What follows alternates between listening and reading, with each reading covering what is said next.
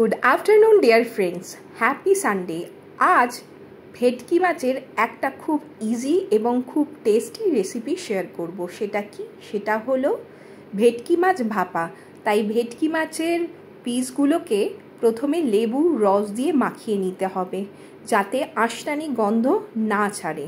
তারপর মিক্সার গ্রাইন্ডারের মধ্যে কিছুটা পরিমাণ পোস্ত, কিছুটা পরিমাণ সর্ষে, 2 কোয়া রসুন আর কিছুটা নুন, পরিমাণ মতো 2টো কাঁচা লঙ্কা আর কিছুটা নারকেল কুচি নিয়ে তার সাথে দই মিক্স করতে হবে।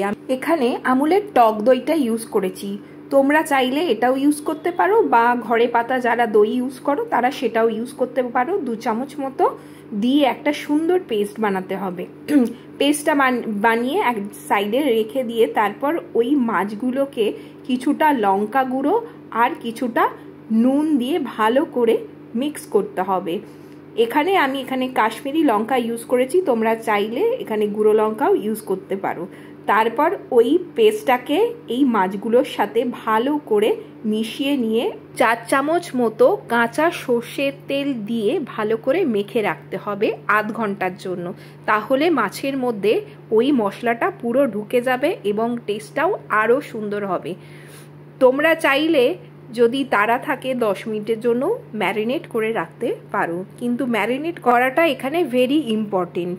এখানে সর্ষের তেল বলতে আমি ফরচুনের কাচ্চি ঘানি মাস্টার অয়েলটা ইউজ করেছি, কারণ এর ঝাঁঝ এবং স্বাদ দুটোই অনবদ্য। যারা ইউজ করো সেটা তারা জানো, কারণ এই ভাপাতে একটু ঝাঁঝালেও সর্ষের তেল দিলে টেস্টটা খুব সুন্দর হয়।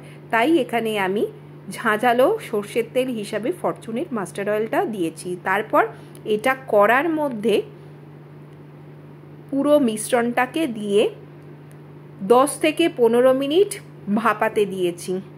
আমি এখানে কড়াতে করছি, তোমরা চাইলে টিফিন বক্সে করে করতে পারো, কারণ কড়াতে করলে এটাই সুবিধে, কারণ দুদিকটা উল্টানো যায় এবং মশলাটাও খুব ভালোভাবে যায়। 10 মিনিট হয়ে যাওয়ার পরে উপর থেকে আমি কিছু পরিমাণ ধনেপাতা কুচি আর একটা কাঁচা লঙ্কা চেরা দিয়ে 3 থেকে 4 মিনিট কষিয়ে নিলেই তৈরি হয়ে যাবে আমার ভাপা ভেটকি। এটা তোমরা বাড়িতে ট্রাই করতে পারো। কথা দিলাম 1 থালা ভাত এই ভাপা ভেটকি দিয়ে উঠে যাবে।